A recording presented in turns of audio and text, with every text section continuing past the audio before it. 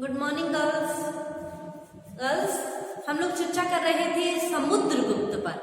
ठीक है कि समुद्रगुप्त की विजय हम लोग पढ़ रहे थे।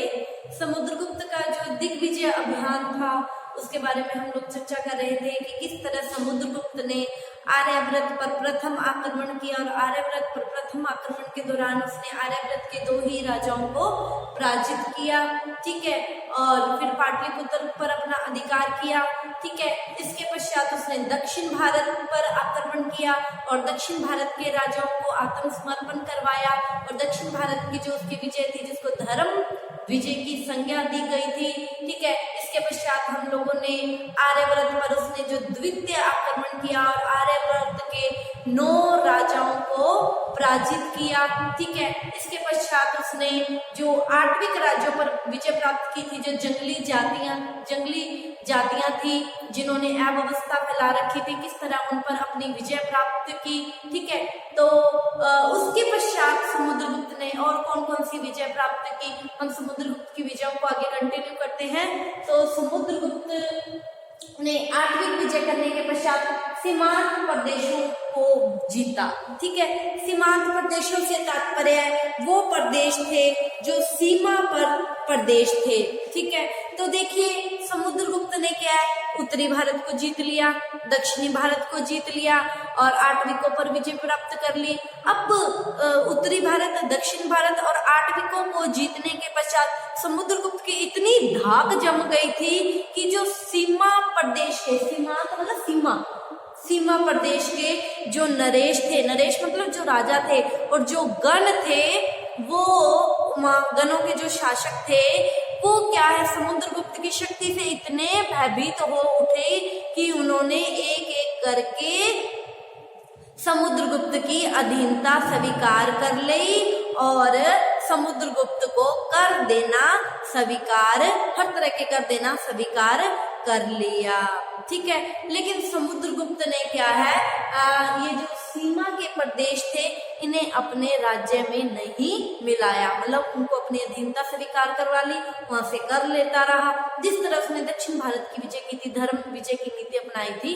ठीक है, तो उसको लगा क्योंकि कूटनीति शासक था कि सीमा के प्रदेशों पर कैसे निगरानी रखी जाएगी। ठीक है, तो उनको आत्मसमर्पण करवाकर उनसे वार्षिक कर लेना स्वीकार कर लिया और लेकिन उन्हें अपने साम्राज्य में नहीं मिलाया। ठीक है, अब हम देखेंगे कि सीमा पर कौन कौन से प्रमुख राजा थे जिन्होंने समुद्रगुप्त की अधीनता स्वीकार कर ली थी। ठीक है, तो बात करते हैं सीमांत प्रदेशों पर जो जिन राजाओं को इसने जीता। ठीक है, पहला राजा था संतर। ठीक है, संतर देखिए कहाँ, पूर्वी बंगाल का जो समुद्र तटीय प्रदेश था वो संतर राज्य के अंतर्गत आता था और कर्माक इसकी राजधानी थी। इसने क्या कर लिया था, समुद्रगुप्त की अधीनता स्वीकार कर ली थी। ठीक है, तो समुद्रगुप्त की अधीनता स्वीकार कर ली। अगला कौन सा था, दवाब। देखिए बंगाल का उत्तरी भाग, ठीक है, बंगाल का उत्तरी भाग इसमें शामिल था। ठीक है, दवाब ने भी क्या किया था, समुद्रगुप्त की अधीनता स्वीकार कर ली थी। ठीक है, तीसरा था नेपाल। ठीक है, जयदेव प्रथम यहाँ का शासक था और जयदेव प्रथम ने भी क्या किया था, समुद्रगुप्त की अधीनता स्वीकार कर ली और समुद्रगुप्त को वार्षिक कर देना शुरू कर दिया। ठीक है, अगला चौथा था मद्रकगण। देखिए मद्रकगण देखो पश्चिमोत्तर जाति थी, ये पश्चिमोत्तर भारत की काफी प्राचीन जाति थी। ठीक है, झेलम और रावी नदी के जो बीच का जो क्षेत्र था वो मद्रकगण कहलाता था। मद्रकगण कौन सा क्षेत्र था, झेलम और रावी नदी के जो बीच का जो प्रदेश था वो मद्रकगण कहलाता था। ठीक है, और सियालकोट क्या थी, यहाँ की मद्रकगण की राजधानी थी। ठीक है, और इन लोगों ने भी समुद्रगुप्त की अधीनता स्वीकार कर ली थी। ठीक है, अगला था पांचवा मालवगण। देखिए मालवगण, देखो जब आप लोगों को सबको पता है कि सिकंदर का भारत पर आक्रमण हुआ था, ठीक है, हम लोगों ने जब चंद्रगुप्त मौर्य पढ़ा था तब मैंने आप लोगों को सिकंदर के बारे में बताया था कि सिकंदर ने भारत पर आक्रमण किया था। देखिए, जब सिकंदर ने भारत पर आक्रमण किया था उस समय जो मालव लोग थे ये पंजाब में रहते थे, ठीक है, ठीक। और अब जब समुद्रगुप्त भारत पर शासन कर रहा था तो समुद्रगुप्त के समय मालव लोगों का जो गणराज्य था ये राजस्थान में आ गए थे, ठीक है। मालवों का जो गणराज्य था वो राजस्थान में, जो राजपूताना वाला जो क्षेत्र है ये आता था, ठीक है। और इन लोगों ने भी क्या किया था, गुप्तों की अधीनता स्वीकार कर ली थी, ठीक है। और इनकी जो राजधानी थी वो काशकोट नगर इनकी मालवगणों की राजधानी थी। इन्होंने क्या किया था, गुप्तों की अधीनता स्वीकार कर ली थी, ठीक है। तो इस तरह समुद्रगुप्त ने सीमा प्रदेशों पर भी अपनी विजय कर डाली, लेकिन उन्हें अपने साम्राज्य में नहीं मिलाया, ठीक है। ये सीमा प्रदेश के प्रमुख राज्य थे जिन्होंने समुद्रगुप्त की अधीनता स्वीकार की थी, ठीक है। तो अब क्या हो गया, सीमा पर तो इसने विजय प्राप्त कर ली, सीमा खत्म हो गई, अब विदेशी शासन शुरू हो जाता है, विदेश आ जाता है। तो अब हम वही पढ़ेंगे समुद्रगुप्त द्वारा विदेशियों के साथ इसके संबंध कैसे थे, क्या विदेशियों को इसने आत्मसमर्पण करवाया या किस तरह इसके विदेशियों से संबंध थे। देखो, समुद्रगुप्त की शक्ति अब क्या हो गई थी, बहुत ज्यादा बढ़ गई थी। उत्तरी भारत को जीत लिया, दक्षिण भारत को जीत लिया, आठवीं प्रदेश को जीत लिया, सीमा प्रदेश को जीत लिया, ठीक है। तो समुद्रगुप्त की शक्ति बहुत ज्यादा बढ़ गई थी और समुद्रगुप्त की इसी बढ़ी हुई शक्ति से प्रभावित होकर विदेशियों ने क्या किया, समुद्रगुप्त के साथ मैत्रीपूर्ण संबंध स्थापित कर लिया, ठीक है।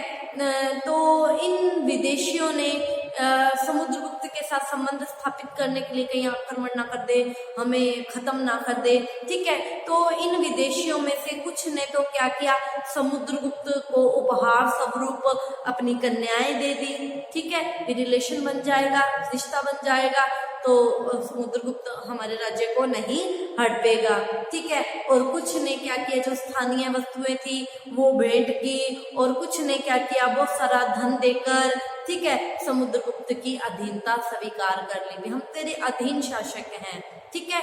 और इस तरह वो बचे रहे, अपने राज्य का शासन भी करते रहे, समुद्रगुप्त के अधीन भी हो गए, ठीक है। तो समुद्रगुप्त का भी काम हो गया, उधर से उनका भी हो गया, ठीक है। तो अब ये जो विदेशी जो शक्तियां थी, अब हम इन विदेशी शक्तियों के बारे में पढ़ेंगे जिसको प्रत्यंत नृपति कहा जाता है, ठीक है। तो ये प्रत्यंत नृपति कौन कौन से थे, ठीक है। तो इसमें जो पहला आता है वो आता है देवपुत्र शाही, ठीक है। देवपुत्र शाही की हम बात करते हैं तो उत्तर पश्चिम और उत्तर भारत में राज्य करने वाले जो कुषाण थे ये इन्हीं कुषाणों का वंशज था, ठीक है। ये इन्हीं कुषाणों का वंशज था और तीसरी चौथी शताब्दी में ये भारत के जो सीमांत प्रदेश है काबुल की घाटी में ये लोग शासन कर रहे थे, ठीक है। और इन्होंने क्या किया था, समुद्रगुप्त की अधीनता स्वीकार कर ली थी, ठीक है। तो ये देवपुत्र शाही कुषाणों का वंशज था। समुद्रगुप्त से पहले जो हमने गुप्तों से पहले जो कुषाण वंश पढ़ा था ये इन्हीं कुषाणों का वंशज था, ठीक है। अगला था शक नृपति, ठीक है। शक शासक भी हम लोग पढ़ चुके हैं, शक नृपति, ठीक है। ये अगर हम बात करते हैं शक नृपति की तो अवंती और सौराष्ट्र का पश्चिमी क्षत्रप था। शक क्षत्रप पढ़े हमसे पहले हम लोगों ने, ठीक है। तो ये अवंती और सौराष्ट्र का पश्चिमी क्षत्रप था, ठीक है। इसने भी क्या कर दिया, गुप्त सम्राट समुद्रगुप्त के सामने आत्मसमर्पण करके गुप्तों की अधीनता स्वीकार कर ली, ठीक है। और ये जो शक नरेश था ये रुद्रसेन तृतीय था। जब हम लोगों ने शक वंश का अंत पढ़ा था तो मैंने आप लोगों को ये बताया था कि अंतिम शक नरेश रुद्रसेन तृतीय था और इसको गुप्त साम्राज्य ने इसके साम्राज्य को अपने अंतर्गत मिला लिया था, ठीक है। अब आगे आता है सिंघल और अन्य द्वीप, ठीक है। तो समुद्रगुप्त के आक्रमण से से भयभीत होकर भारत के पड़ोसी राज्य सिंघल और अन्य द्वीपों ने भी क्या कर लिया था, समुद्रगुप्त के सामने आत्मसमर्पण कर दिया था। ठीक है, तो इस तरह हम लोगों ने विदेशी शक्तियों के साथ जो समुद्रगुप्त के जो संबंध थे उन संबंधों के बारे में पढ़ा। ठीक है, तो आज हम लोगों ने समुद्रगुप्त की विजयों में सीमांत प्रदेशों के साथ जो विजय की और जो समुद्रगुप्त ने विदेशियों पर जो विजय प्राप्त की उसके बारे में पढ़ा।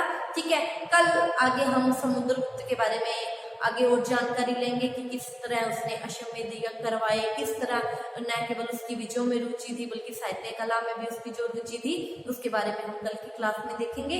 आज की क्लास के लिए इतना ही, आप इसका स्क्रीनशॉट ले लीजिए। Thank you all of you.